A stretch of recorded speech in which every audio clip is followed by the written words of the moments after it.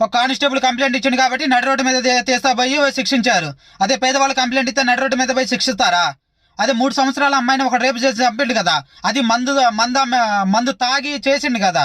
అంటే మరి ఇప్పుడు మందు అమ్మినోడిని, మందు తాగినోడిని, ఆ మందుకి సప్లై చేసినోడిని, లేకపోతే చేసిన దానికి కారణమైన ప్రతి ఒక్కరిని తీసుకొచ్చి కొట్టండి. అప్పుడు చేస్తాం సెల్యూట్, అప్పుడు చెప్తాం హ్యాట్స్ ఆఫ్. మీ పోలీసు వాళ్ళు కంప్లైంట్ ఇచ్చారు కాబట్టి తీసుకొచ్చి నడి రోడ్డు మీద కొడుతున్నారు. వాడు మంచిగా చెడా ఇక్కడ ఎవడు వాళ్ళని ఏం మంచోళ్ళు అనట్లేదు, మిమ్మల్ని ఏం మంచోళ్ళు అనట్లేదు. జరిగిన సిచ్యువేషన్ గురించి, జరిగిన సంఘటన గురించి మాట్లాడుతున్నాం.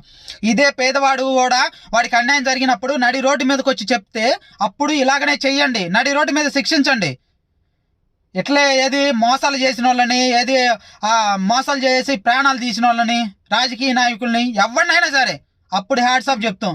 అట్ట కాకుండా ఒకడికొక న్యాయం, ఇంకో న్యాయం చేసి మీరు న్యాయం చేసిన మీరు అందరు గౌరవించాలి, మాట్లాడకూడదంటే ఎక్కడ న్యాయం? అందరూ మనుషులే.